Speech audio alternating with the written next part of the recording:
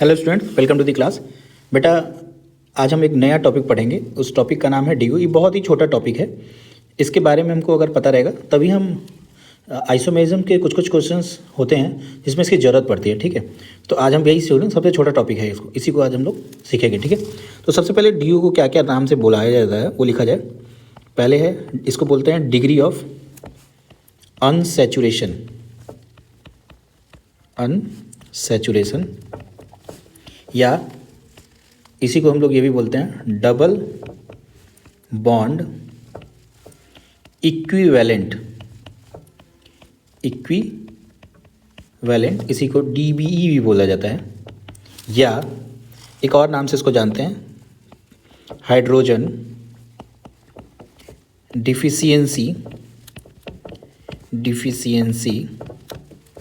Index. ठीक है, HDI। ये सारे डिफरेंट नाम हैं किसके, डी यू के।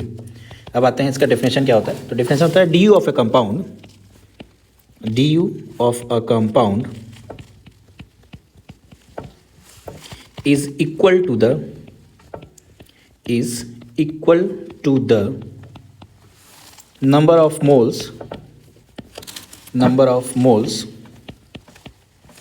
of H2 which must be supplied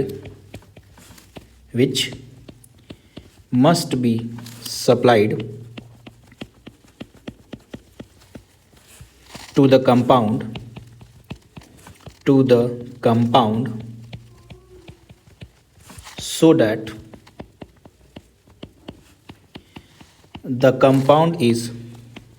so that the compound is converted to an open chain saturated compounds। ठीक है, तो डी यू क्या होता है। D U of a compound is equal to the number of moles of H2 which must be supplied to the compound so that the compound is converted to an open chain saturated compound। ऐसे example के तौर पे समझ सकते हैं कि जैसे मान लीजिए ये हमारे पास है साइक्लोब्यूटेन। इसे ब्रेक करने के लिए कितने हाइड्रोजन की सप्लाई करते हैं। 1 मोल H2 की सप्लाई करने की जरूरत पड़ेगी। 1 मोल H2 सप्लाई करना पड़ेगा। ठीक है, तो यही इसका क्या हो जाएगा, डी यू हो जाएगा। आई होप आपको डेफिनेशन समझ में आ गया होगा। अभी हम इस पे क्वेश्चंस प्रैक्टिस करेंगे तो हो जाएगा। ठीक है, आगे बढ़ते हैं हम लोग। Calculation of D you. Calculation of D you का कैलकुलेशन हम कैसे करेंगे। ठीक है, तो इसके केस होते हैं। पहला केस हम लोग लिखा जाए case 1। Case 1, when structure is given,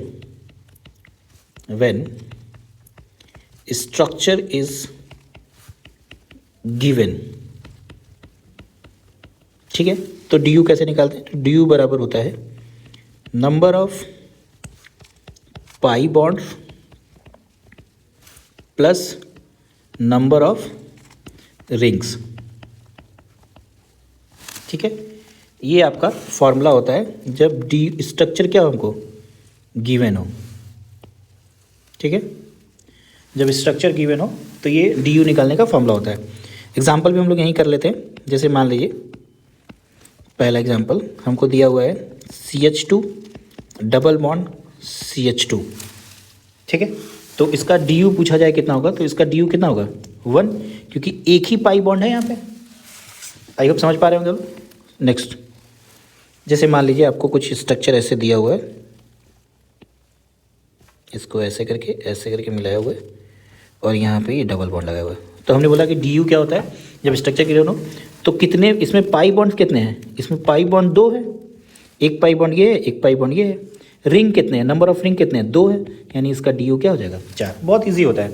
जैसे फॉर एग्जाम्पल इसका डी यू कितना होगा, इसका डी हो जाएगा अपना 2।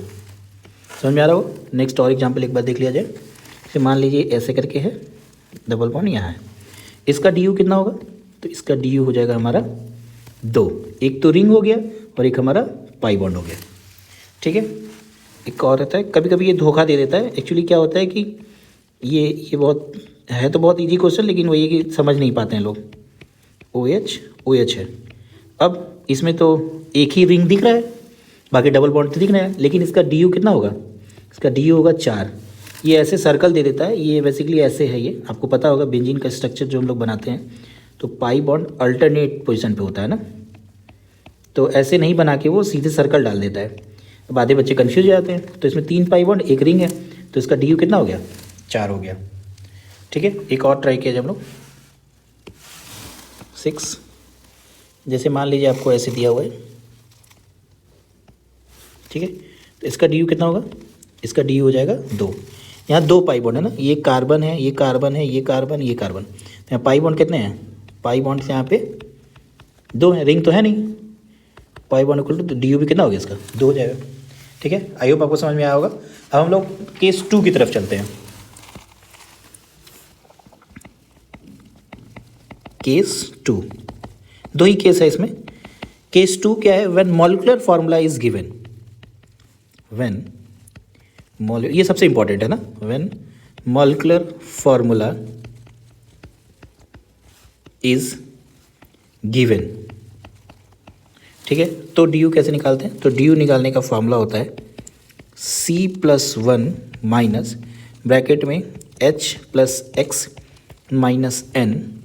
अपॉन में 2, जहाँ पर C क्या है हमारा, नंबर ऑफ, ये फॉर्मूला को आपको सर्कल कर लीजिए, बहुत इंपॉर्टेंट फॉर्मूला है, मैक्सिमम क्वेश्चन इसी पे होना है।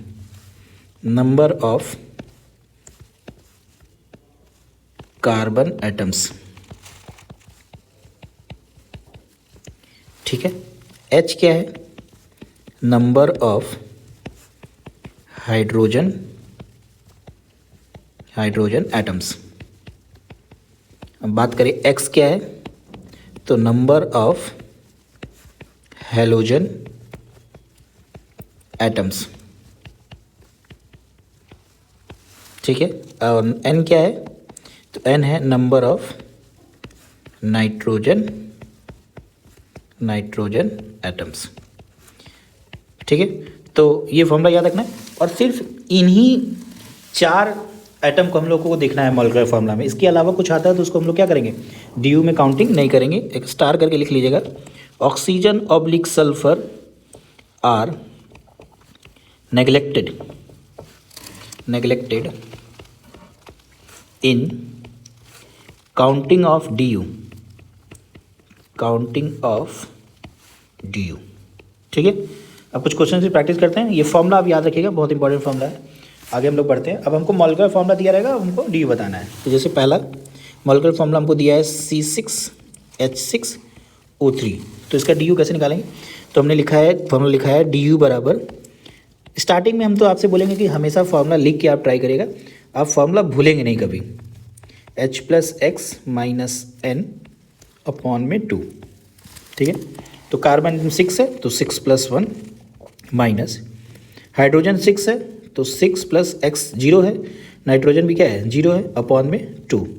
तो ये हो गया हमारा 7 - 6/2, यानी कितना आ गया हमारा 4, यानी इसका डी यू कितना हो गया 4, ठीक है। नेक्स्ट किया जाए दूसरा, C3H9N है मान लीजिए, ठीक है। इसका डी यू अगर हमको निकालना, अब फॉर्मूला हम नहीं लिख रहे हैं, अब फॉर्मूला आपको याद हो जाएगा। तो C+1 हो गया माइनस H+X, तो H हो गया 9 प्लस X तो है नहीं 0, माइनस N की वैल्यू क्या है 1 है, अपॉन में 2। तो ये हो गया 4 - 4, यानी कितना आ गया 0, यानी इसका डी यू कितना आ गया हमारा 0, ठीक है। आई होप आपको समझ में आ रहा होगा, ठीक। नेक्स्ट करते हैं हम लोग 3 C6H6, ये हमारा क्या है, ये बेंजीन है। बेंजीन का हमेशा डी यू कितना आता है आपको याद रखना पड़ेगा, 4 आता है, ठीक है। कैलकुलेट करके भी देख लिया जाए, डी यू बराबर क्या हो जाएगा 6+1 माइनस ब्रैकेट में 6 + 0 - 0 अपॉन में 2। तो ये हो गया 7 - 6/2, यानी कितना आ गया 4, यानी इसका डी यू कितना हो गया, ये डी यू बराबर इसका हो गया 4। एक और कर लिया जाए लास्ट, बहुत इजी है, आप इसको कर सकते हो अब आराम से। C8H8O, इसका DU आप निकालना, इसका DU आपका आएगा 5। मैं निकाल देता हूँ, क्या हो जाएगा 8 + 1 माइनस ब्रैकेट में 8 + 0 - 0 अपॉन में 2, यानी 9 - 4 कितना हो गया 5 आ गया। ठीक है, तो आई होप इसको समझ में आ गया होगा आपको। अब फंडामेंटल डेफिनेशन है DU का, वो हम लोग लिख लिया जाए ना। Fundamental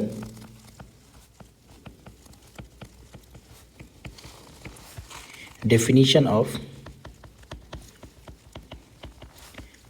DU। ठीक है, तो फंडामेंटल डेफिनेशन बोलता है DU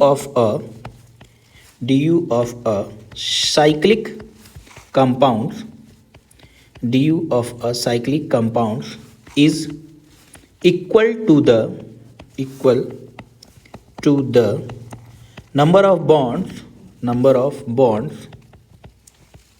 which must be broken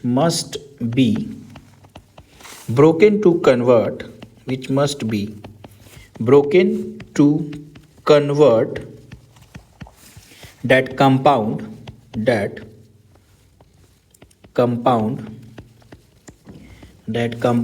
into an open chain structure,